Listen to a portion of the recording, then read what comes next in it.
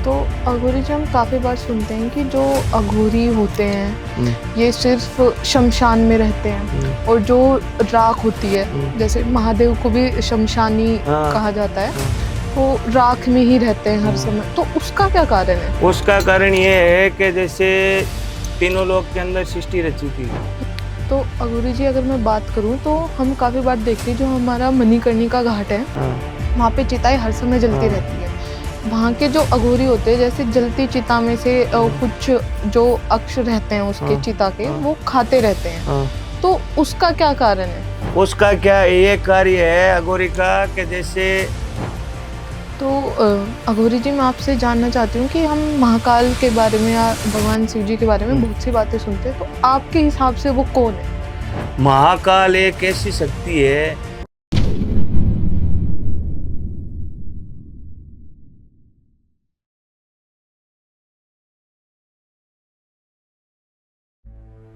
जिंदगी के कुछ सवाल जो हम किसी से कह नहीं पाते, चाहे वो प्यार हो जो समझ नहीं आता, करियर जो रुक सा गया हो, हेल्थ हो जो मन को थका दे, या बिजनेस जो डायरेक्शन मांगता हो। हर प्रॉब्लम का एक सोल्यूशन होता है, बस ज़रूरत है एक सही गाइडेंस की।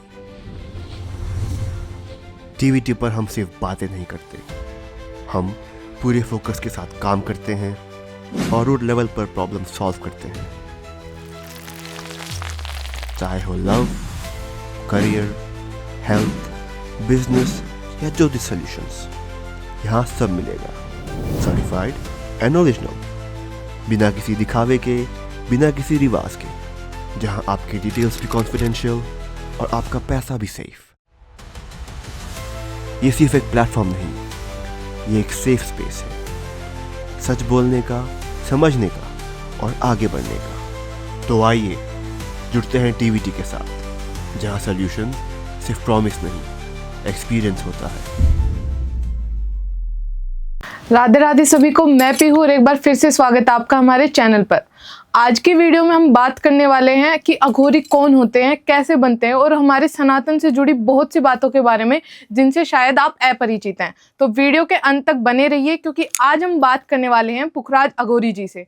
राधे राधे। राधे राधे, जय श्री महाकाल। अघोरी जी मैं सबसे पहले आपसे ये पूछना चाहती हूँ कि एक सच्चा अघोरी क्या होता है? सबसे पहले तो हम आपसे जय श्री महाकाल, ओम नमो आदेश गुरु को। अघोरी का रहस्य ये होता है कि अघोरी बनने के लिए बहुत तपस्या करनी पड़ती है। बचपन से जब माँ के कोख से जन्म लेता है उसके 5 साल बाद जब बच्चा होता है अघोरी के रूप के अंदर उसको दिया जाता है अघोरी को। उसको मुंडन होता है, मुंडन होने के बाद अघोरी दीक्षा दी जाती है उसको। गुरु बनाना पड़ता है अघोरी। अघोरी गुरु की शक्ति एक ऐसी शक्ति है कि अघोरी ऐसे ही नहीं बनना चाहता है। अघोरी बनने के लिए कुछ ऐसे रहस्य, ऐसी शक्तियाँ प्राप्त करने के लिए बहुत कठिनाइयों का सामना करना पड़ता है।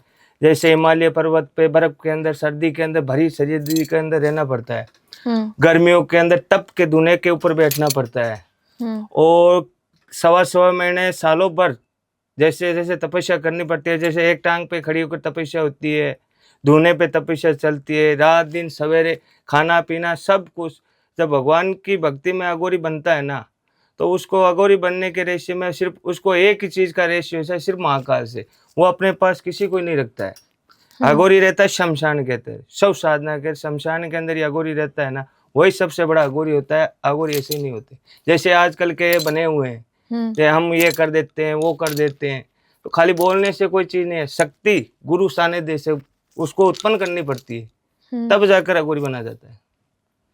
तो अघोरी जी आपने कौन कौन सी सिद्धियां प्राप्त कर रखी है और आप कैसे अघोरी बने? मेरे साथ क्या, अब बचपन के अंदर कुछ ऐसी घटनाओं का सामना करना पड़ा था मेरे को। जब मैंने सामना किया, शरीर एकदम ही छोड़ दिया था। छोड़ने के बाद जो जन्म दिया था वो तो खत्म हो गया। महाकाली ने मेरे को वापस जीवन दान देने के बाद मैंने अपना जीवन उनको सौंप दिया। फिर अघोरी रूप के धारण बन गया, अघोरी रूप धारण कर लिया मैंने, और उनकी ही महाकाली गुरु गोरखनाथ भैरवनाथ के सानिध्य पे चलता गया। उनकी आराधना से मैंने शक्ति प्राप्त की हुई है। तो अघोरी जी, जैसे आपने बताया आजकल हर कोई बनना चाहता है हाँ। या बन रहा है, हाँ। तो क्या हर नॉर्मल इंसान भी अघोरी बन सकता कुछ है? नहीं बन सकता, कई सालों तपस्या करनी पड़ती है तब जाकर बनता है। गुरु के सानिध्य में रहना पड़ता है, गुरु के कर्म कांड पे चलना पड़ता है, उसको कम से कम 1.25 साल तक अन्न पानी छोड़ना पड़ता है। अन्न जल पानी सब कुछ, नींद सिर्फ साधना के अंदर ही बैठना पड़ता है, जल पान कुछ नहीं करता है। अघोरी बनने के लिए उसको सवेरे 3 बजे से लेके उठना पड़ता है, साधना में रखना पड़ता है, रात्रि को जगना पड़ता है उसको, और बहुत बड़ी तपस्या करनी पड़ती है। सबसे बड़ी तपस्या 1.25 साल की होती है, जिसके अंदर अन्न पान जल सब कुछ छोड़ना पड़ता है, तब जाकर अघोरी बनता है। नाम लेने से कुछ नहीं होता है, अघोरी के लिए बहुत शक्ति प्राप्त करनी पड़ती है। हम्म तो अघोरी जी, जैसे आपने अभी बताया थोड़ी देर पहले कि शमशान में तपस्या करनी पड़ती है, पहाड़ों पे जाना पड़ता है, धुएं के तप में भी बैठना पड़ता है, तो ये जो साधना या सिद्धि प्राप्त करने के लिए ये सब क्यों करना पड़ता है? ये देखो, पहले क्या है थी, जैसे राजा महाराजाओं के टाइम के अंदर या भगवान की दृष्टि के अंदर जो शक्ति को युद्ध होता था, उस टाइम क्या हुआ था, युद्ध हुआ था राक्षस और देवताओं के अंदर हुआ था। जब माता गुरु गोरखनाथ जी, उनके गुरु थे बाबा मच्छंगनाथ जी थे, और भगवान को साधु ने पूजाया था, साधु ने भगवान को पूजाया था। उस टाइम भगवान पत्थर में दिखते थे, धरती पे साधु ने ही साधु के पास भगवान की शक्ति नहीं है, साधु खुद अपने मेहनत से शक्ति बनाता है, तपस्या करके वो शक्ति उत्पन्न खुद करता है, और वो एक ही साधना में रहता है, सिर्फ महाकाल की साधना में। तो अघोरी जी, हम काफी बार सुनते हैं कि जो अघोरी होते हैं ये सिर्फ शमशान में रहते हैं, और जो राख होती है, जैसे महादेव को भी शमशानी कहा जाता है, तो राख में ही रहते हैं हर समय, तो उसका क्या कारण है? उसका कारण ये है कि जैसे तीनों लोक के अंदर सृष्टि रची थी, ब्रह्मा जी ने सृष्टि पालनहार किया, रचाई थी, विष्णु जी ने सृष्टि पालनहार किया था। जब मृत लोक में जाते हैं, जब मृत्यु हो जाती है, वो जाती है शमशान के अंदर, और शमशान के अंदर होता है महाकाल का वास। जब इंसान की मृत्यु होने के बाद आगे जो देवलोक के अंदर वो वापस जाना चाहते हैं, और यह चित्त काल लोक के अंदर जो आगे की जीवनी अगर देते हैं, तो वो शंकर भगवान के सानिध्य से आगे उसको मिलता है काल। हाँ, उसके अनुसार ही काल का नाम। जैसे साधु बनने का रहस्य कई भी होता है। अब कई ऐसे बनते हैं कि हमने अघोरी है, हमने ये करण पिशाच नहीं किए, ये सिद्धि प्राप्त की, उनको पता नहीं है कि इसका रहस्य क्या है। साधु का सबसे बड़ा रहस्य होता है ये कमंडल, ये गुरु देता है। जब गुरु होता है नहीं, वही देता है ये कमंडल, ये, और ये होती है सबसे बड़ी साधु की, ये होती है नाभि। अगर ये नाभि किसी के पास नहीं है ना, तो वो अघोरी नहीं है, वो साधु लायक की नहीं है। सबसे बड़ी होती है जटा। जटा अगर किसी साधु के ऊपर नहीं होती है ना, वो जटाधारी साधु नहीं होता है, वो दिखावा होता है, पाखंड होता है एक तरह का, है ना। दूसरी बात होती है ये भस्म होती है। हम अघोरी होते हैं, शमशान के अंदर रहते हैं, तो भस्म हमारे सबसे बड़ा कवच ये है। हमारे को ये लगा लेते हैं ना तो कोई ठंड ना गर्मी, किसी का डर नहीं होता है, और ये शमशान के अंदर रखते हैं। अगर ये चीज अगर साथ में है, तो इतना इतना वजन रखना पड़ता है, तपो घंटों तक, गर्मी के अंदर सर्दी के अंदर, हर चीज के अंदर। अगर इसके दोनों का कारण अगर नहीं है ना, तो कुछ ही नहीं है। अघोरी बनने का सिर्फ दिखावा है, पाखंड है एक तरह का, मैं इसको सब मानता हूँ। अघोरी के नाम से बद्दुआ ले रहे हैं ये सब लोग, सब पाखंड का काम है। मैं एक इस चीज को नहीं मानता हूँ। अघोरी सानिध्य से, अघोरी अगर चीज गुरु के सानिध्य से कोई चीज करेगा ना, और उसके पास अघोरी का अगर रूप धारण किया है ना, तो उसके पास ये चीज अगर उसके पास नहीं है ना, तो वो अघोरी नहीं, कोई साधु बनने के लायक नहीं। तो अघोरी जी, जैसे आपने हमें बताया ये सब चीजें होनी चाहिए, इनका महत्व क्या होता है? इनका महत्व होता है, ये शक्ति होती है, ये एक चीज है, ये नाभि है, ये नाभि एक गुरु की होती है। जब कोई, जैसे आप लोग करते हो राम राम नमस्कार, तो हम ये क्या करते हैं, इनसे ये होती है ये चीज 3 बार उनको आदेश प्रणाम करते हैं, जैसे धुना होता है, हवन धुना होता है, तो गुरुदेव के सानिध्य उनको नमस्कार करते हैं, और इस नाभि से उनको नमस्कार ही होता है, प्रणाम होता है उनको। और ये हाथ में होना जरूरी होता है। कहीं भी किसी सृष्टि में अगर साधु के पास ये चीज नहीं है ना, तो कुछ ही नहीं है, वो साधु कहलाने के लायक नहीं है।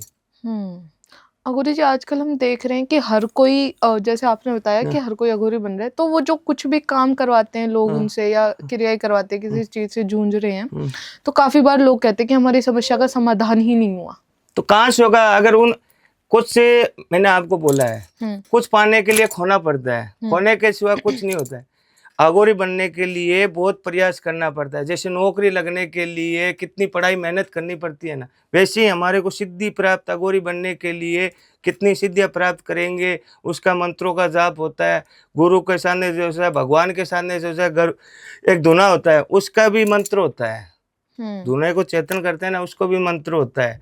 और इस नाभि से नमस्कार करते हैं, उसको भी मंत्र होता है। अगर इसको हाथ में रखते हैं ना, इसका भी मंत्र होता है। अगर ये इन चीज़ों का अगर मंत्र ही उनके पास नहीं है और गुरु का नाम ही उनके पास नहीं है, तो वो अघोरी कौन? मैं उसको पाखंड मान रहा हूँ पूरा एकदम। क्योंकि अघोरी क्यों बनता है? अघोरी शक्ति भगवान से नहीं मांगता है, वो खुद चाहे भगवान को शक्ति दे सकता है। क्योंकि वो किसी से वो सिर्फ अपनी मेहनत से शक्ति को प्राप्त करता है। आज के ज़माने में क्या है, हम अघोरी है, हमने करण पिशाचनी कर रखी है, डेढ़ फुटिया कर रखा है। उनको पता नहीं कि डेढ़ फुटिया का मंत्र क्या होता है, करण पिशाचनी की रहस्य क्या होती है। वो करने में कर लेंगे, जो करेगा, जो करवाएगा, उन दोनों को मरना निश्चित है। उनकी मृत्यु नहीं, उनको मरना ही निश्चित है। तो अघोरी जी, जैसे आपने अभी करण पिशाचिनी का नाम लिया, तो मैं आपसे जानना चाहती हूँ कि करण पिशाचिनी क्या होती है? करण पिशाचिनी एक ऐसी औरत थी, बहुत शक्तिशाली औरत थी। उसको सिद्ध करने के लिए, वो अपने पास अगर उसको सिद्ध कर लिया, बहुत तपस्या करने, वो उसके पास आ जाएगी। लेकिन वो घर बार, धंधा, बिजनेस, बच्चों से, सब जगह से उसको अलग कर देगी। वो अपने घर के अंदर उसको धन दौलत, गाड़ी घोड़ा, जितनी ऐश आराम चाहिए ना, वो चीज़ उसको दे देगी। लेकिन चलना उसी के इशारे पे पड़ने का, उसी के कमरे के अंदर वो रहेगी। करण पिशाचिनी हाँ, सब चीज से रहस्य उसी के कहने पे चलेगा। वो हर चीज की परेशानी उस इंसान की खत्म कर दी। अगर उसके इशारों पे अगर वो इंसान नहीं चला ना, तो वो करण पिशाचिनी उसको ना तो मरने देती है, ना जीने देती है, पागल करके छोड़ देती है। दर दर की ठोकरें खाने पे मजबूर कर देती है, परिवार का सर्वनाश, विपरीत बुद्धि कर देती है उसका। अघोरी जी, करण पिशाचिनी के साथ साथ हम यक्षिणी और दक्षिणी के भी बारे में बहुत सी देखो, ऐसे ऐसे शक्तियां तो दक्षिणी, यक्षिणी, पिशाचिनी, डेढ़ पुटिया, जाड़ोटिया, ये क्या शक्तियां होती है। जैसे प्रेत के अंदर 14 शक्ति होती है। 14 शक्तियों में सबसे बड़ी शक्ति होती है ब्रह्म राक्षस की। ब्रह्म राक्षस के अंदर क्यों होती है? उसको आदि शक्ति भगवान की होती है।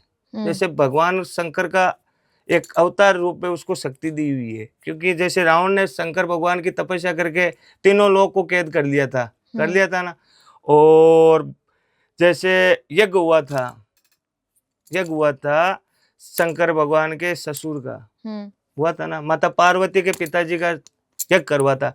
वहां शंकर भगवान को बुलाया नहीं था कि ये ढोंगी है, साधु है, फकड़ है, बबूत लगा रही है, ये भूत प्रेत इनके साथ में रहते हैं, तो इनको क्यों बुलाएं? तो गुस्से में आ गई जब माता ने उस यज्ञ के अंदर अपना शरीर त्याग दिया। शरीर त्यागने के बाद शंकर भगवान वहां बैठे रहे। फिर शंकर भगवान ने बदला लेने के लिए नंदेश्वर बना जाकर बोले। जब शंकर भगवान को गुस्सा आकर 2 चीज उत्पन्न की वहां से। एक तो जटा काट के वीरभद्र को उत्पन्न किया, एक माता काली को किया। जब दक्ष का यज्ञ था, माता पार्वती का पिताजी का नाम था दक्ष, और उनके गुरु थे विष्णु और ब्रह्मा जी। विष्णु भगवान उनके गुरु थे।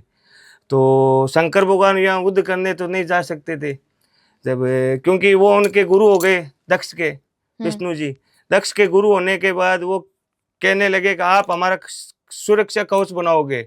जब ब्रह्मा विष्णु महेश 3 रूप, शरीर आत्मा एक ही, 3 रूप आत्मा एक ही, वो उनके ऊपर युद्ध नहीं कर सकता। वो उनके जब माता काली को और उनको उत्पन्न किया, दोनों को, वीरभद्र को, वो जाकर पूरा तहस महस करके आ गए, पूरी अवन कुंड को उसको, और दक्ष की नस भी काट के रख दी। फिर दक्ष की नस काटने के बाद उसकी एक बकरी की नस लगाई। ये एक इतनी बड़ी शक्ति होती है इस चीज की।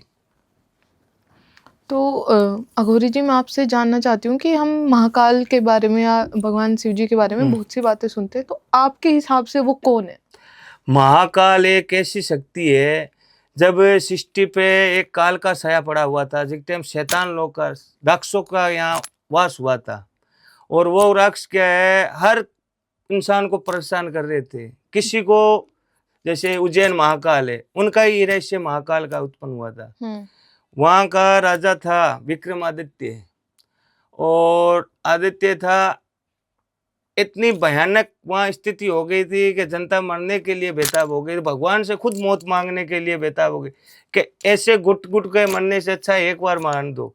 जब भगवान महाकाल ने वहाँ जमीन खोद के और अपना रूप धारण किया और उन अंग्रेजों को उन ऐसी ऐसी परिस्थिति से बाहर काट के भगाया, आज वो महाकाल का वहाँ है। वहाँ का राजा महाकाल वही बना है। वहाँ पे ना प्रधानमंत्री ना राष्ट्रपति, कोई भी नेता रात को वहाँ नहीं रुक सकता है। क्यों? वहाँ का राजा महाकाल राजा, राजा एक ही रहा है, क्योंकि कालों के काल महाकाल। काल से कोई टकराता है ना, वो सृष्टि में नहीं रहता है। महाकाल एक ऐसी शक्ति है, आरजू शक्ति है, पावरफुल, यानी शैतान के गढ़ का राजा है। शैतान इनसे डरते हैं, ये नहीं डरते। तो अघोरी जी, हम सुनते हैं कि जो भूत प्रेत या आत्माएं होती हैं, वो जो शमशान में लोग रहते हैं, जैसे अघोरी रहते हैं, तो इनके साथ रहती है। तो क्या सच में साथ में रहती क्यों नहीं रहती है? साथ में रहती है। हमारे पास कौन आता है? कोई नहीं आता रात को। हम तो आता ही उन्हीं से करते हैं, उन्हीं से कोई काम करवाना आता उन्हीं से करें। हमारे पास कौन नहीं आएगा? रात के अंदर तो सब डरते हैं, लेकिन हमारा तो रहस्य उन्हीं से होता है। उनको हम बुलाते हैं, जागरूक करते हैं। अगर जैसे कोई कच्ची मौत मर जाता है एक्सीडेंट में या दुर्घटना में, या सूते सूते मर जाता है, बीमारी में मर जाता है, तो उनकी क्या आती है कि इच्छा होती है शरीर के अंदर।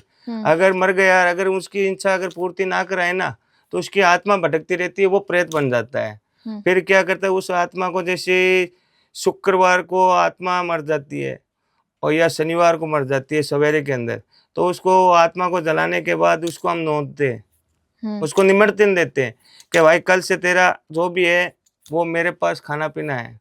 तो उसको जागरूक करना पड़ता है शनिवार को। जागरूक करने के बाद उसको बोलना पड़ता है, लालच देना पड़ता है उसको भी कि बोल, क्या तेरी इच्छा रहेगी, कैसे मरा, क्यों मरा। तो वो बोल रहा है मेरी ऐसे मौत हुई, ऐसे करी। तब क्या चाहता, मैं मुक्ति होकर जाना चाहता हूँ। तो मुक्ति होकर तू जाना चाहता, मुक्ति हम डरा देंगे।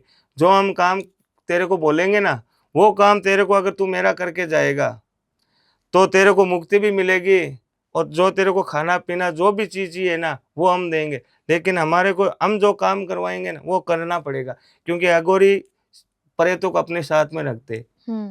प्रेत ही अघोरी है, अघोरी प्रेत नहीं बन सकता। क्यों नहीं? प्रेत ऐसा होता है कि शक्तियाँ कई प्रकार की होती है, एक प्रकार की शक्ति होती नहीं। और अघोरी का रहस्य इतना बड़ा होता है कि सब साधु एक तरफ, अघोरी एक तरफ। अघोरी सिर्फ महाकाल शमशान के अंदर ही रहता है। तो अघोरी जी, अगर मैं बात करूं तो हम काफी बार देखते हैं, जो हमारा मणिकर्णिका घाट है, वहाँ पे चिताएं हर समय जलती रहती है।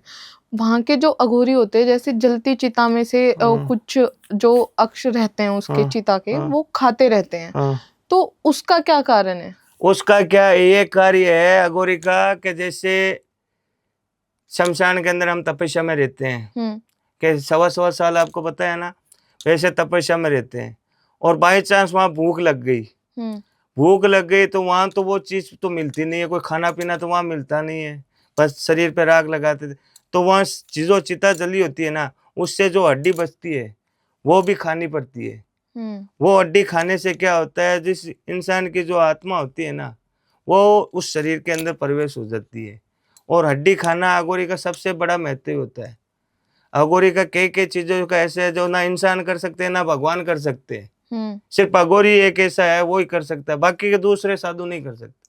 अघोरी की एक ऐसी शक्ति वाणी होती है कि अघोरी के अंदर महाकाल का रहस्य होता है। वो किसी को जब तपस्या में बैठ जाते हैं ना, तो सिर्फ अपनी साधना में रहते हैं, वो किसी को अपने पास में नहीं रखते, वो सिर्फ एक ही मन में रहते हैं। वो उनका कनेक्शन होता है सिर्फ महाकाल से, और किसी से वो संपर्क। अघोरी एक गाली मारता है, बाकी सबको डांट देते हैं। अघोरी जब गाली मार देता है उसको डांटते नहीं है ना, क्यों? उनका डर लगता है। अघोरी के पास क्या होता है, शरीर पे भस्म होती है, जटा बधी होती है। अघोरी, अगर इंसान अघोरी होता है ना, तो अघोरी कभी सिनाए हुए कपड़े कभी नहीं पहनेगा। साधु का नियम, अगर साधु बन गया तो वो अपने शरीर पे कभी सिलाया हुआ कपड़ा नहीं पहनेगा। एक कपड़ा मंगाएगा 5 मीटर का, उसका 2 पार्ट करेगा। एक तो अपने शरीर नीचे बांधने के लिए रखेगा, एक सिर्फ ऊपर नाकने के लिए रखेगा।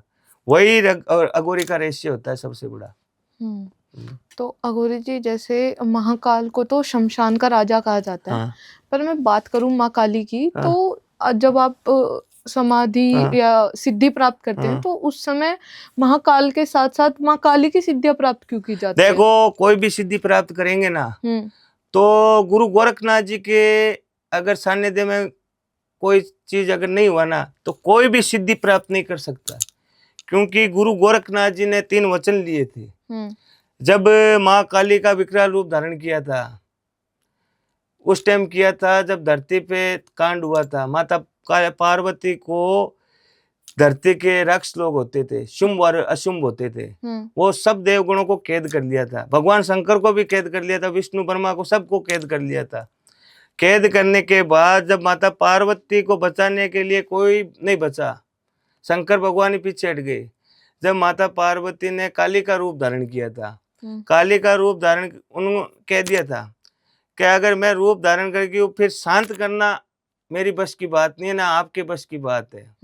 तो माता काली ने अपना रूप, विकराल रूप धारण करने के बाद ऐसे उन वीरभद्र को और माँ काली ने अपना रूप धारण करके और जो भी राक्षस थे शुंभ और अशुंभ, उनको मारा और सब देव लोग को मुक्त कर दिया। अब वो कहते हैं ना, एक लालच एक बुरी बला होती है। माँ काली के मन में वो लालसा मन गई खून की, मारती गई, बांटती गई, खाती गई। अब खाते खाते पूरे सृष्टि को खत्म कर दिया, राक्षसों को। अब इंसानों को भी खाने लगी, भेड़ बकरी सब कुछ खाने लगी। खाने के बाद जब इन धरती पे जब खत्म होने लगे, तब वो देवलोक को भी खाने चलेगी। ऋषि मुनियों को खाने के लिए वो गई। खाने के लिए जब प्रहार करना शुरू किया, जब गुरु गोरखनाथ जी ने माता काली को रोका था, माता काली ने बोली कि गोरखनाथ जी आप पीछे हट जाओ। तो गुरु गोरखनाथ जी ने बोला था कि माता, अगर मैं पीछे हट जाऊंगा, आप तो माता हो, आपके बच्चे हैं, आप इन्हीं को मार के खा रहे हो, तो माता ये तो अन्याय हो रहा है। और उस टाइम तो विकराल रूप धारणा है उनका, उनको कुछ पता नहीं था कि मैं किसका वध कर रही हूँ। वध करने के बाद माता काली बहुत विकराल रूप में धारण हो गई, क्योंकि गुरु गोरखनाथ के पास था एक शंकर भगवान का तेज अग्नि थी, वो उनके सुंडी के अंदर थी। इतनी पावरफुल थी, वो पूरी सृष्टि को जला सकते थे। पूरे सृष्टि को इतनी पावरफुल थी। जब गोरखनाथ जी हटे नहीं, तो माता काली ने मक्खी का रूप धारण किया। मक्खी का रूप धारण करके नाक के अंदर से पेट के अंदर बढ़ गई और शरीर के अंदर पूरे जगह से नाड़े काट दी शरीर के अंदर। गोरखनाथ जी के पास शक्ति थी तेज की, उन्होंने शरीर के चारों जो पार्ट्स होते हैं शरीर के अंदर, जो बाहर से हवा निकलती है आती है, वो उनको बंद करके अंदर से अग्नि छोड़ दी।